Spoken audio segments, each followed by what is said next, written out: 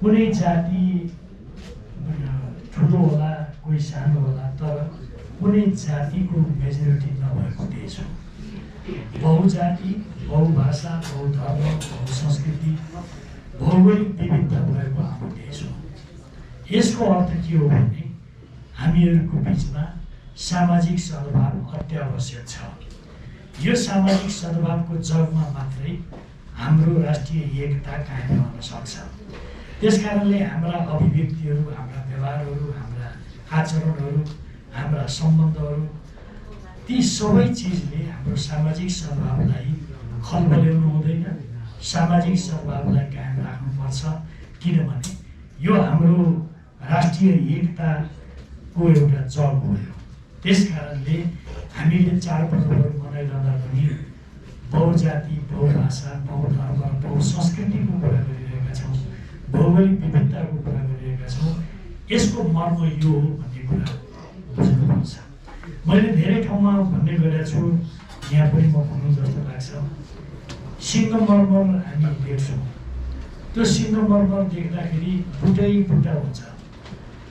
त्यो सिङ्गमर्मरमा बुटाहरू कुनै ठुला बुटा छन्, कुनै साना, रातो, पहेँलो, कालो, निलो, हरियो, अनेक खालका बुटाहरू हामी देख्छौँ।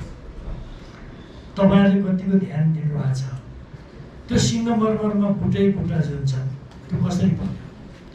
हजारौँ वर्षको भौगोलिक र रासायनिक प्रक्रियाबाट त्यो चिज बनेको छ। यो त अलग अलग रहेछ, यी त भिन्न हुन्, एकअर्कासित मिल्दैनन्, मिलेका छैनन्, पृथक हुन् भनेर त्यसलाई छुट्याउने, टुक्र्याउने कुरा गरियो भने त्यो दुर्भाग्य हुन्छ। हो, हाम्रो समाज पनि हजारौँ वर्षको भौगोलिक र रासायनिक प्रक्रियाबाट निर्माण भएको सिङ्गमर्मरको यो कलरफुल सिङ्गमर्मर जस्तै त्यस किसिमको हाम्रो यो सामाजिक संरचना हो। यहाँ अनेक धर्म, 10 किसिमका धर्म छन्, अनेक जाति छौँ हामी, अनेक भाषा बोल्ने 100 भन्दा बेसी भाषाभाषी छौँ, 125 भन्दा बेसी जाति छौँ। यस्तो विविधता भएको हाम्रो। तर मैले यति भनिरहेको जस्तो अमेरिकालाई भनिन्छ कन्ट्री अफ माइग्रेन्ट पिपल, आप्रवासीहरूको देश। हाम्रो देश के हो? कन्ट्री अफ माइनोरिटी पिपल, अल्पसङ्ख्यकहरूको देश।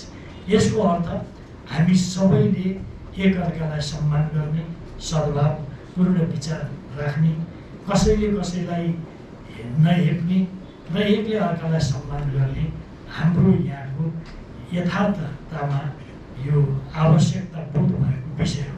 यो चिजलाई हामीले बुझ्नुपर्छ। दुईटा विषयप्रति हाम्रो ध्यान जानु जरुरी छ। एउटा पोलिटिकल इन्स्टेबिलिटीलाई कसरी अन्त गर्ने। यो पोलिटिकल इन्स्टेबिलिटी हाम्रो दुर्भाग्यको कारण हो। यसमा हाम्रो ध्यान केन्द्रित गर्नुपर्ने जरुरी छ। यही पोलिटिकल इन्स्टेबिलिटीले हाम्रो यो राष्ट्रिय स्वाभिमान पनि कमजोर हुने, आर्थिक विकास र समृद्धिका कुराहरू पनि छुट्दै जाने, देश बनाउने सपनाहरू पनि मूर्छित हुने, यस्तो खालको एउटा दुर्भाग्यपूर्ण स्थिति हुन्छ। त्यसकारणले पोलिटिकल स्टेबिलिटी जरुरी छ। यही पोलिटिकल इन्स्टेबिलिटीका कारणले हाम्रा लागि दुर्भाग्यका अनेक विषयहरू, दुर्भाग्यका अनेक हाम्रा त्यस्ता समस्याहरू आइरहेका छन्। पोलिटिकल स्टेबिलिटीको लागि हामीले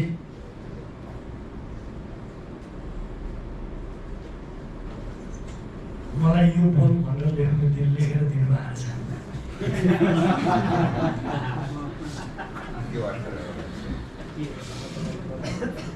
ठिकै छ, बोल्दै गर्दा आयो भने आइगयो, आएन भने अर्कोचोटि गरौँ।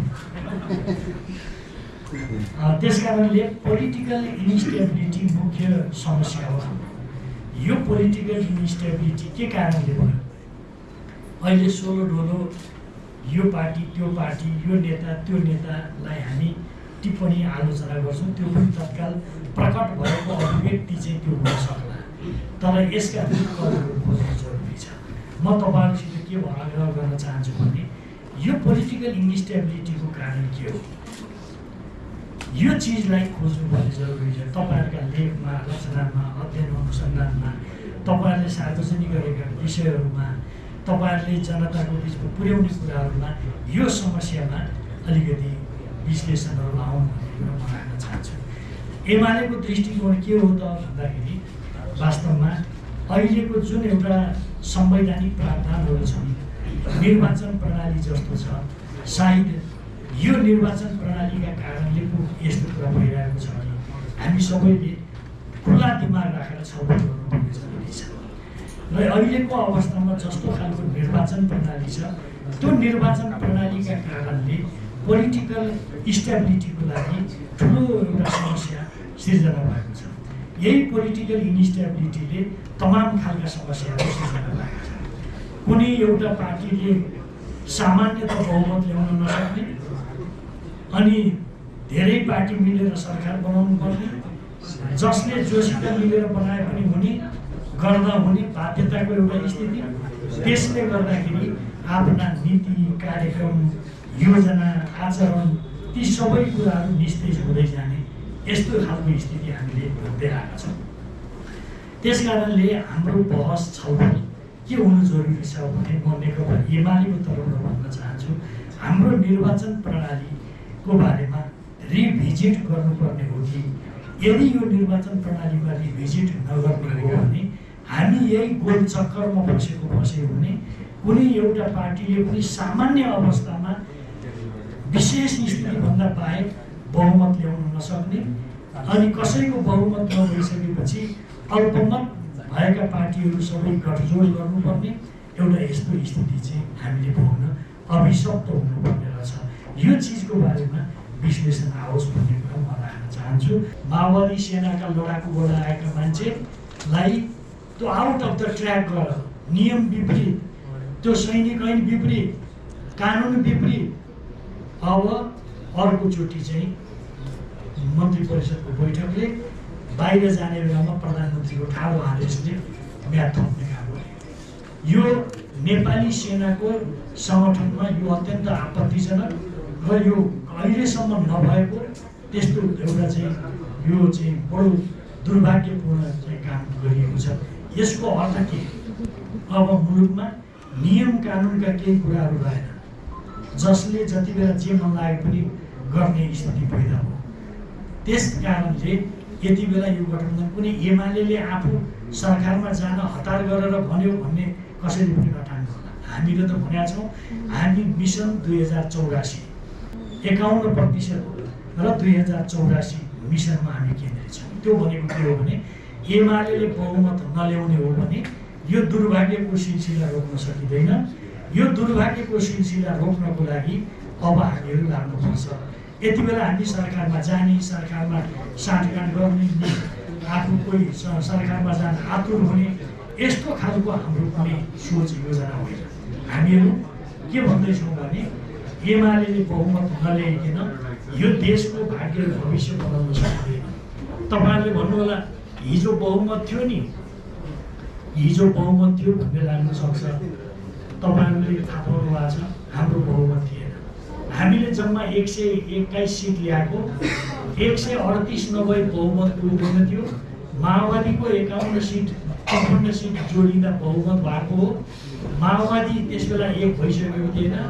एक भइसकेपछि हामी बहुमतमा पुग्यौँ, तर त्यो एकता टिकेन, एकता भत्कियो। एकता भत्किसकेपछि स्वाभाविक छ हाम्रो बहुमत रहेन हो। त्यही बहुमत नरहेको समस्यामा केन्द्रित भएर जो हामीमाथि प्रहार गरियो, अब त्यसबाट मुक्ति चाहन्छौँ।